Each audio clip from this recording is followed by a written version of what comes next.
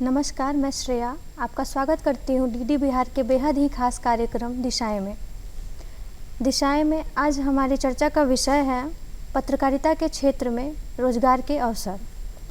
जैसा कि हम सभी जानते हैं कि मीडिया लोकतंत्र का चौथा स्तंभ है। पत्रकार और पत्रकारिता समाज के विभिन्न वर्गों तक तथ्यों और समाचारों को पहुँचाने का एक जरिया है। तो हम चर्चा करेंगे कि पत्रकारिता के क्षेत्र में रोजगार के क्या अवसर हैं, और इस विषय पर चर्चा करने के लिए हमारे साथ मौजूद हैं इफ्तिखार अहमद सर। नमस्कार सर। नमस्कार सर, आप अपने बारे में बताएं और बताएं हमें कि आपने इस क्षेत्र में करियर को क्यों चुना। मेरा नाम इफ्तिखार अहमद है। मैं काफ़ी दिनों से मीडिया के क्षेत्र में हूँ। एज ए प्रोफेशनल टेलीविज़न में काम किया है। दिल्ली दूरदर्शन से मैंने शुरुआत की और फिर फिल्म इंस्टीट्यूट पुणे में 3 दशक तक रहा मैं।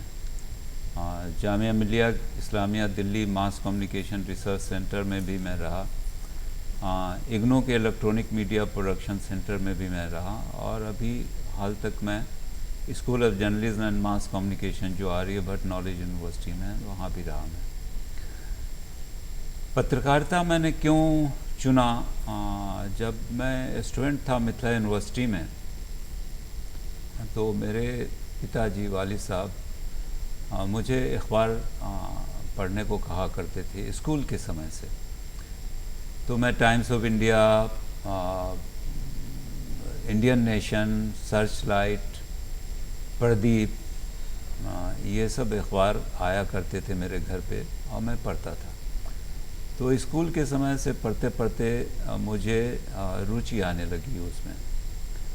और फिर जब मैंने डिग्री हासिल की मिथिला यूनिवर्सिटी से, तो मेरे पास 2 ऑप्शन था उस समय जिसमें मुझे इंटरेस्ट था, एक साइंटिस्ट बनने का या फिर जर्नलिस्ट बनने का।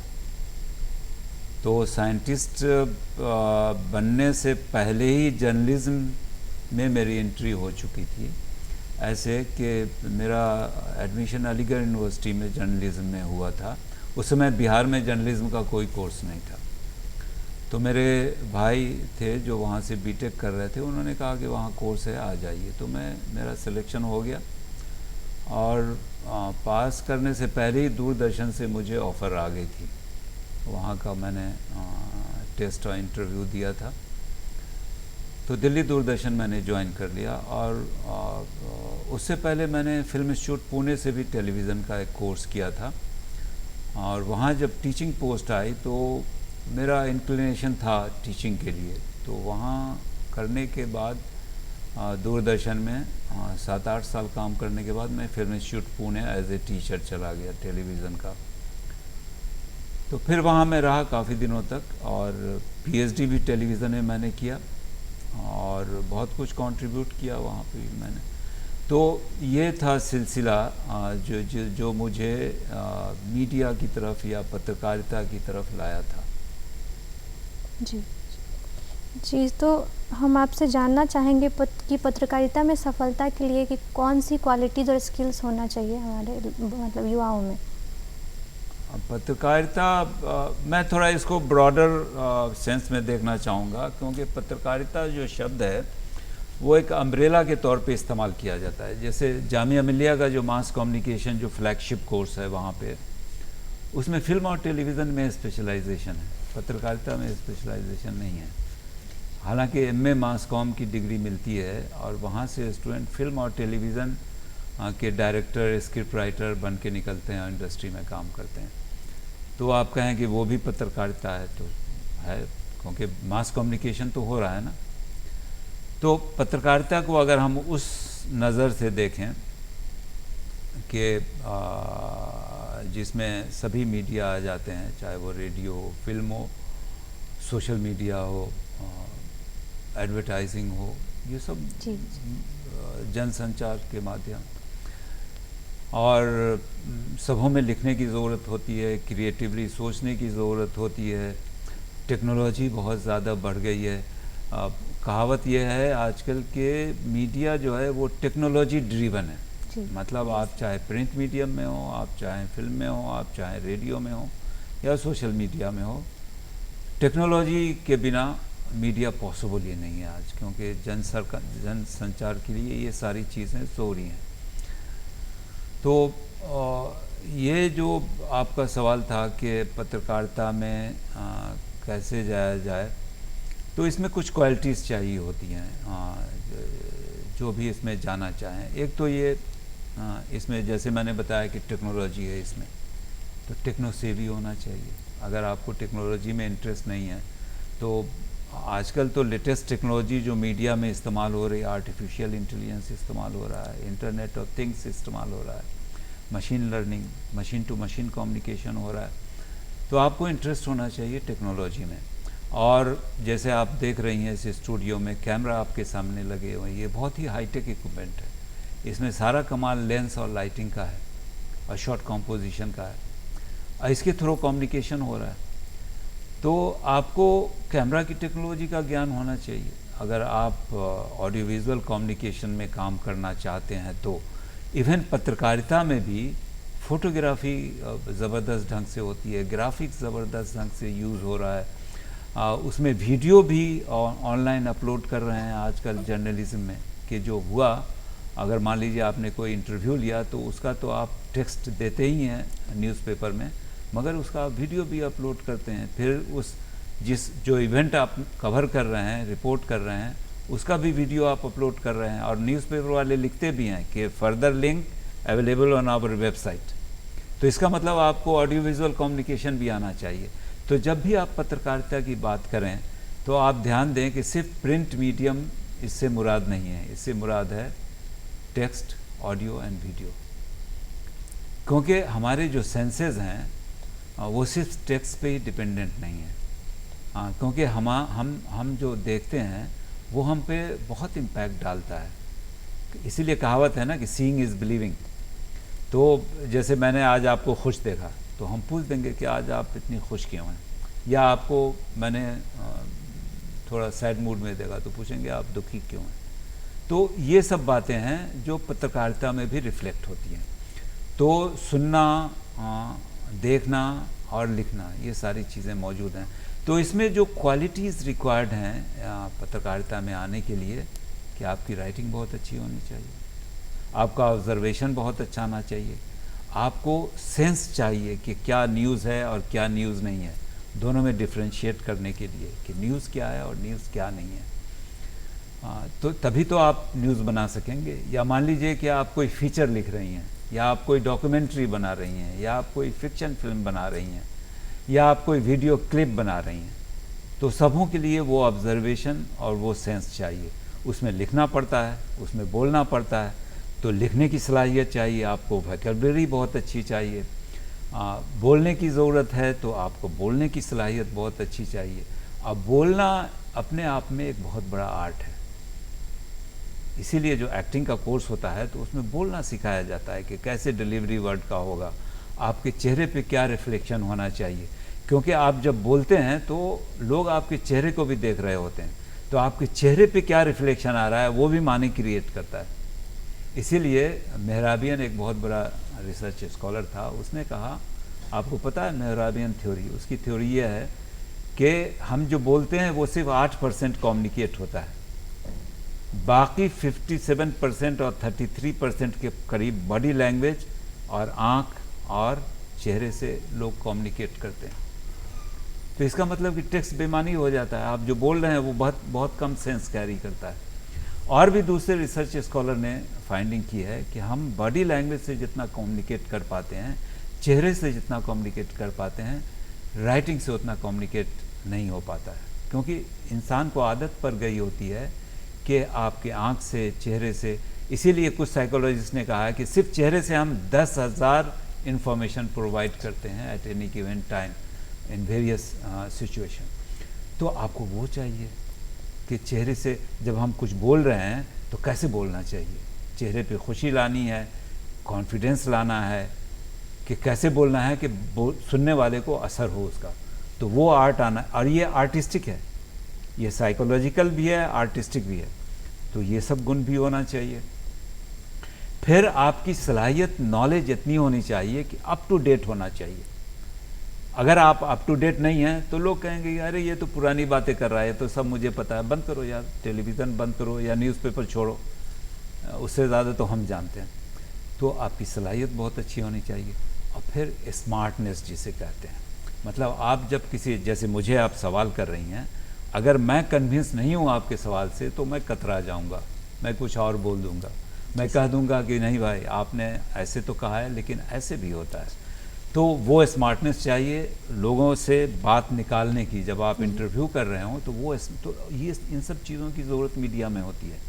तो इसका मतलब है कि आपको पर्सनैलिटी को ग्रूम करना है, आपको कॉन्फिडेंस डेवलप करना है, आपको नॉलेज में अप टू डेट रहना है, और आपको चीज़ों को निकालना है। मतलब जब आप फील्ड में होते हैं, न्यूज़ गैदर कर रहे होते हैं या शूट कर रहे होते हैं या कुछ चीज़ रिसर्च कर रहे होते हैं, तो आपको तरीका पता होना चाहिए कि कैसे इस काम को निकाला जाएगा। तो वो स्मार्टनेस भी चाहिए। तो इसीलिए मीडिया की ट्रेनिंग जब होती है तो इन सब चीज़ों का ध्यान में रखा जाता है कि वोकैबुलरी आपकी अच्छी हो, आप फिज़िकली भी बॉडीली भी कम्युनिकेट कर रहे हैं, बातों से कम्युनिकेट कर रहे हैं। तो ये सारे गुण एक अच्छे मीडिया पर्सनैलिटी में होनी चाहिए। टीम एफर्ट होता है इसमें, तो टीम में वर्क करने की एबिलिटी होनी चाहिए। जी, तो जैसा कि सर ने बताया कि पत्रकारिता को एक निश्चित दायरे में सीमित समझना गलत है। पत्रकारिता और भी बहुत सारे पार्ट्स में कैटेगराइज्ड है और ये एक वाइड फील्ड है। तो हम अपने इंटरेस्ट के हिसाब से चुन सकते हैं कि हम किस फील्ड में जाना चाहते हैं, हमारी किस फील्ड में रुचि है, या हम किस फील्ड में अच्छा कर सकते हैं।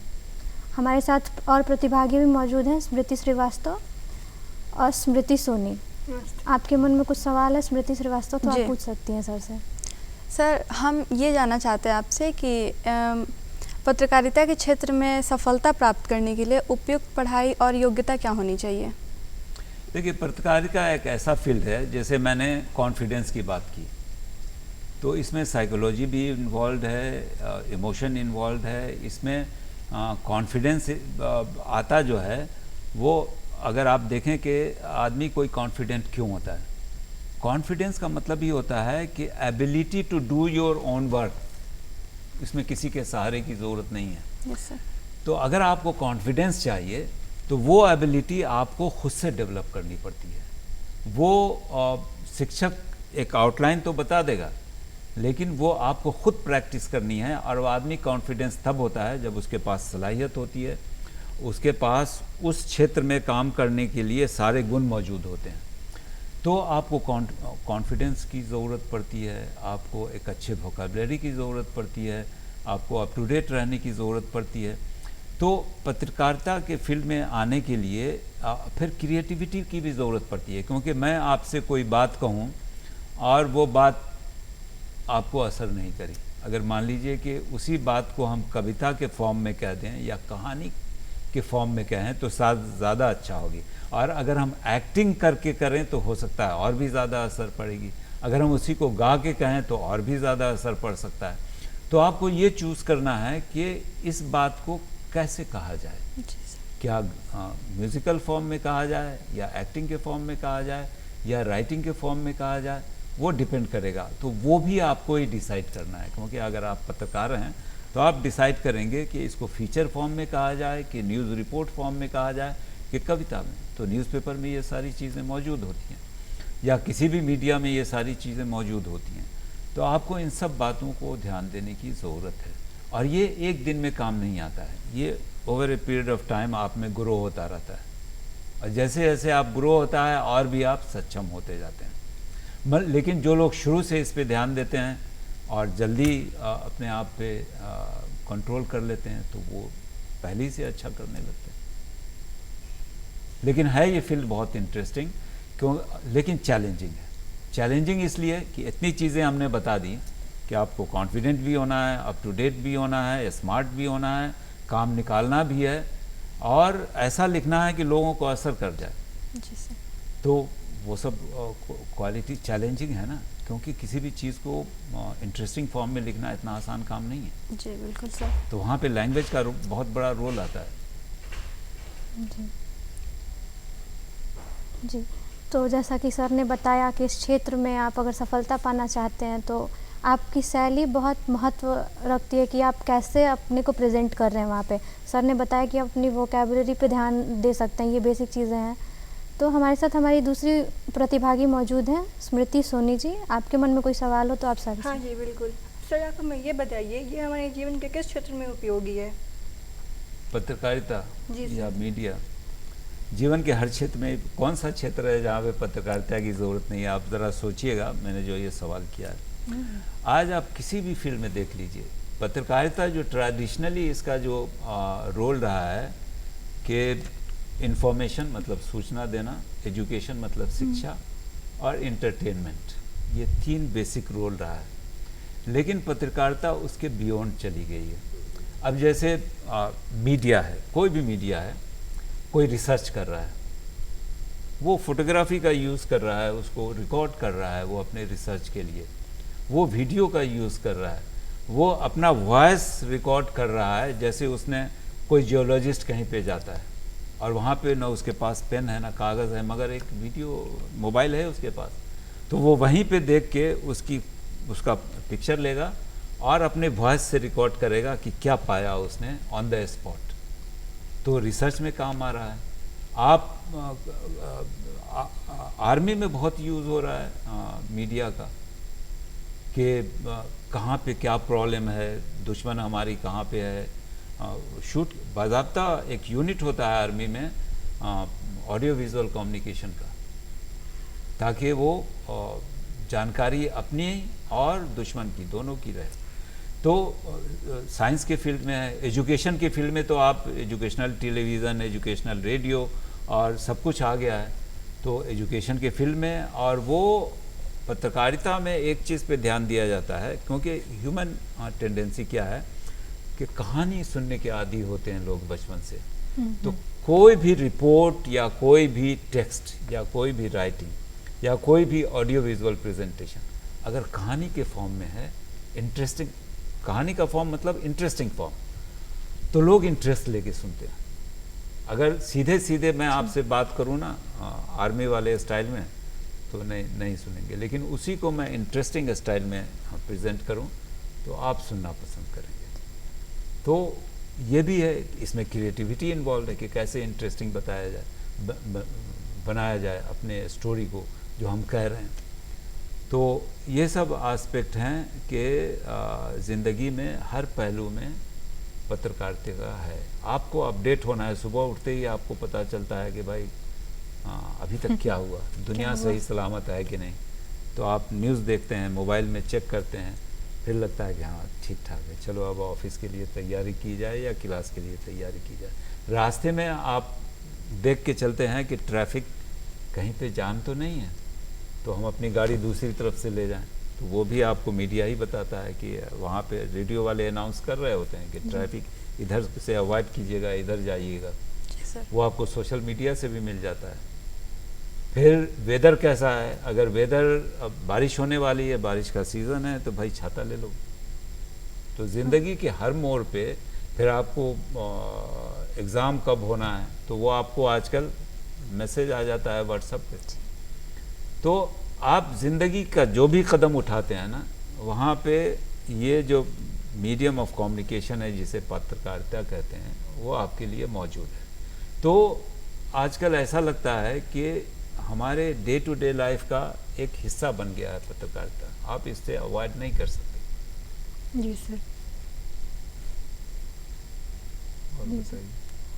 तो सर, आप पत्रकारिता के क्षेत्र में इतने दिन से काम कर रहे हैं, तो आपको क्या लगता है कि अनुभव इस क्षेत्र में कितना मायने रखता है?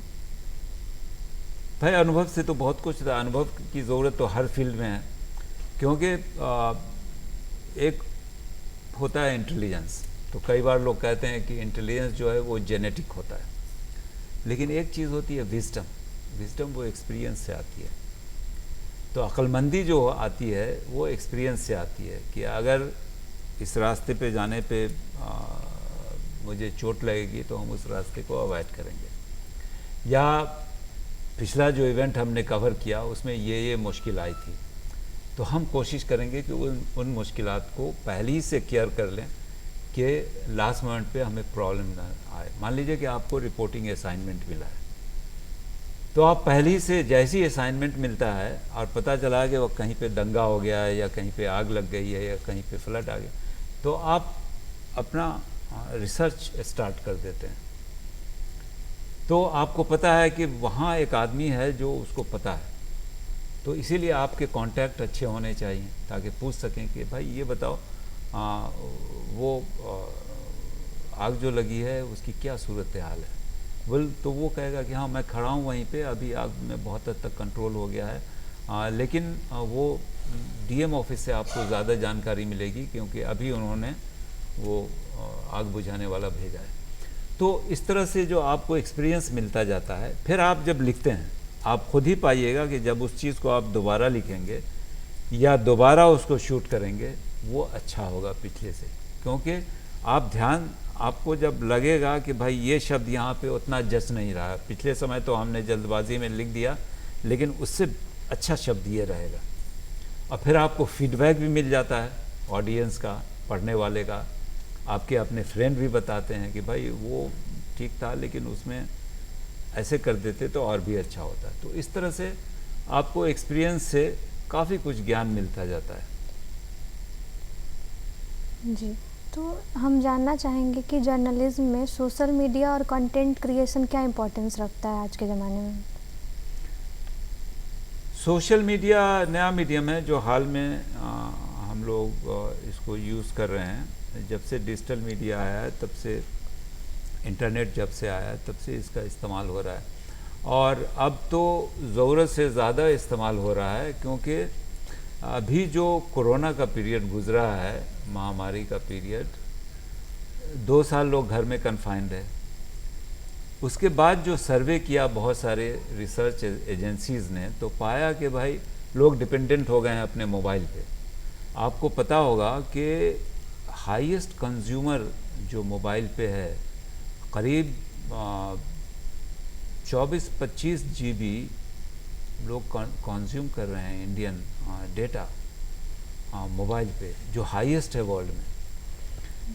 तो सारे कुछ सोशल मीडिया पे देख रहे हैं। हालांकि सोशल मीडिया की अभी भी अपनी लिमिटेशन और पोटेंशियल दोनों है, लेकिन धीरे धीरे जैसे जैसे सुधार आ रहा है, स्टैंडर्डाइज हो रहा है, तो उसमें कई बार फेक न्यूज़ भी आ जाता है। और एक चीज़ और खुल के सामने आ रही है जो उससे रिलेटेड है, मीडिया लिटरेसी, कि आपको जब तक मीडिया के प्रॉस एंड कॉन्स, उसकी अच्छाइयाँ और ख़राबियाँ जब तक पता नहीं हैं, जिसको मीडिया लिटरेसी आजकल हर कंट्री अपने यहाँ बचपन ही से इंट्रोड्यूस कर रहा है। वो पेरिस डिक्लेरेशन जो 2007 का है, जिसमें मीडिया लिटरेसी यूएन ने रिज़ॉल्व किया कि स्कूल लेवल से मीडिया लिटरेसी दी जाए, ताकि ये जो फेक न्यूज़ है, ये जो गलत अफवाहें उड़ती हैं सोशल मीडिया पे या मीडिया में, या येलो जर्नलिज्म है, इसको रोका जा सके। तो हमारे यहाँ भी इंडिया ने भी हाई स्कूल लेवल से 10वीं 11वीं में मास कम्युनिकेशन, फिल्म स्टडी वगैरह इंट्रोड्यूस कर दिया है। तो इससे हालांकि उस लेवल पे नहीं किया है जो दूसरे कंट्री जैसे नीदरलैंड है या ऑस्ट्रेलिया है या कनाडा है, उन लोगों ने काफ़ी तवज्जो दी है। तो सोशल मीडिया का बहुत ही बड़ा रोल हो गया है, और कुछ ऑथेंटिक वेबसाइट्स हैं, कुछ ऑथेंटिक जर्नलिस्टिक वेबसाइट्स भी हैं, और ज़्यादातर न्यूज़पेपर अपना वेबसाइट रखे हुई हैं, टीवी चैनल्स, रेडियो, सब ने अपना वेबसाइट यूट्यूब पे, सोशल मीडिया पे रखा हुआ है।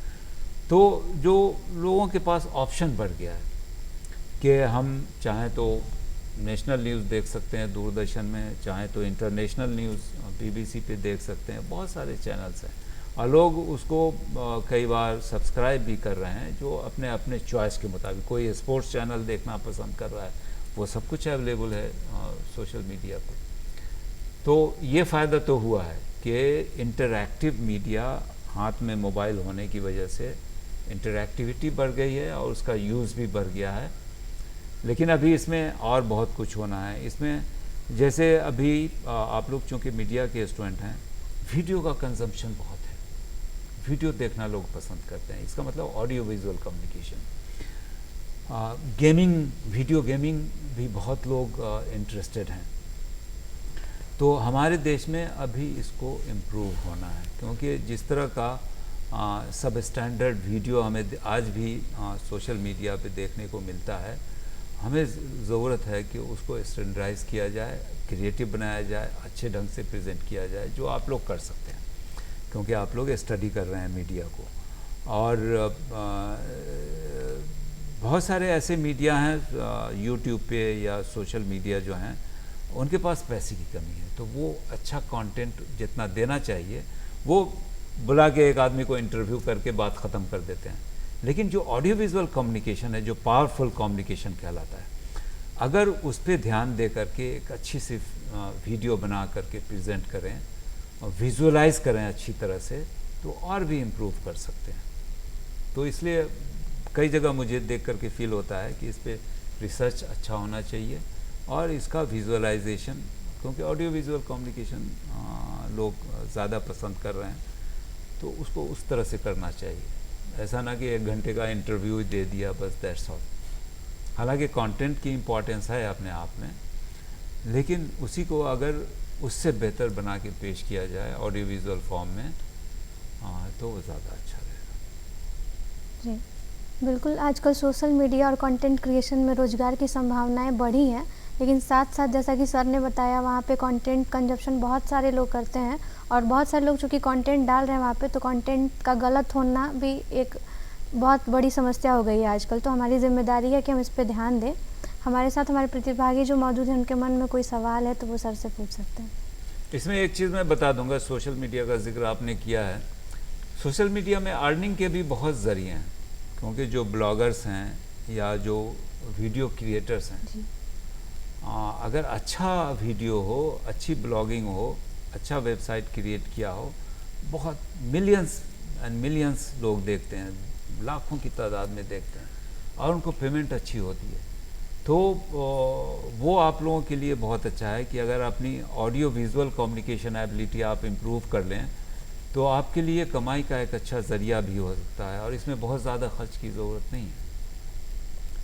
तो आपका मोबाइल सब कुछ कर सकता है, लेकिन ज़रूरत है कि वो आर्टिस्टिक एबिलिटी ऑडियो विजुअल की चाहिए आप में। जी जी, हमारे किसी प्रतिभागी के मन में कोई सवाल? जी सर, हम आपसे जानना चाहते हैं कि पत्रकारिता में अच्छी करियर बनाने के लिए कौन कौन से कोर्स इम्पॉर्टेंट हैं? देखिए, पत्रकारिता जैसे मैंने कहा कि इसको ब्रॉडर फॉर्म में लीजिए, सिर्फ प्रिंट जर्नलिज्म के फॉर्म में मत लीजिए। पत्रकारिता का टेलीविज़न में भी है, रेडियो में भी है, सोशल मीडिया पे भी है, और दूसरे जो फॉर्म्स हैं जैसे डॉक्यूमेंट्री फिल्म है या फीचर फिल्म है, ये भी पत्रकारिता का ही एक फॉर्म है, क्योंकि वहाँ भी हम कुछ आइडिया कम्युनिकेट कर रहे होते हैं, कुछ बातें बता रहे होते हैं, कुछ फिलॉसफी को डिस्कस कर रहे होते हैं, और उसी कहानी के फॉर्म में कहा जाता है जैसे स्टोरी टेलिंग होती है। तो इसमें जो जैसे अभी देखिए जो फिक्की की रिपोर्ट है जो इस साल अप्रैल 23 में आई है, आपको पता होगा फिक्की और अर्नस्ट एंड यंग, EY जिसे कहते हैं, ये दोनों मिलकर के हर साल एक रिपोर्ट प्रेजेंट करते हैं और उसमें जो मीडिया एंटरटेनमेंट सेक्टर है उसका साल भर का एनालिसिस करते हैं। तो उनके मुताबिक यह है कि मीडिया अच्छी तरह से ग्रो हो रहा है। इंडियन मीडिया जो है अभी $2 ट्रिलियंस का हो गया है, one of the largest media of the world हो गया है, मतलब टॉप 4-5 में हमारा इंडिया का मीडिया आता है। और आने वाले दिनों में इतना स्कोप है इसका कि जैसे सोशल मीडिया है, इसका ग्रोथ ज़बरदस्त हो रहा है, वीडियो गेमिंग है, इसका ज़बरदस्त ग्रोथ हो रहा है, एनिमेशन एंड ग्राफिक्स है, इसका ग्रोथ हो रहा है, रेडियो की ऑडियंस बढ़ती जा रही है, टेलीविज़न की ऑडियंस बढ़ती जा रही है। अच्छा, इंसिडेंटली प्रिंट जर्नलिज्म के बारे में लोग न्यूज़पेपर के बारे में समझते हैं कि ये ख़त्म हो रहा है, लेकिन इंडिया में रिवर्स हो रहा है। इंडिया में प्रिंट जर्नलिज्म का भी ग्रोथ हो रहा है, भले ही इंग्लिश जर्नलिज्म का डिक्लाइन हो रहा हो या, लेकिन अब थ्रस्ट रीजनल जर्नलिज्म पे है, जैसे रीजनल न्यूज़पेपर हैं या रीजनल टेलीविज़न है या रीजनल सोशल मीडिया है। रीजनल वीडियो गेमिंग भी लोग डिमांड करने लगे हैं कि वो, अब जैसे मान लीजिए हम बिहारी हैं तो हम गिल्ली डंडा वीडियो गेम चाहिए होगा हमें, और वो और भी जो बहुत सारे लोकल गेम्स हैं उस पर तो काम हुआ ही नहीं है, इस पर स्कोप बहुत है इस पर। तो अगर आप देखें तो ये एरिया बहुत ही ओपन एरिया है, और आने वाले दिनों में हाँ ये है कि आपको लेटेस्ट टेक्नोलॉजी से अवेयर होना होगा, आप में क्रिएटिविटी चाहिए, आप में एबिलिटी चाहिए इंटरेस्टिंग कंटेंट क्रिएट करने की, और आप कर सकते हैं, ऐसी कोई बड़ी बात नहीं। जी, बहुत बहुत धन्यवाद इफ्तिखार अहमद सर आपका हमारा मार्गदर्शन करने के लिए। उम्मीद है आज का अंक आपको पसंद आया होगा। आगे भी दिशाएं में हम आपके साथ विभिन्न क्षेत्रों में करियर को लेकर चर्चाएं करते रहेंगे। तब तक के लिए धन्यवाद।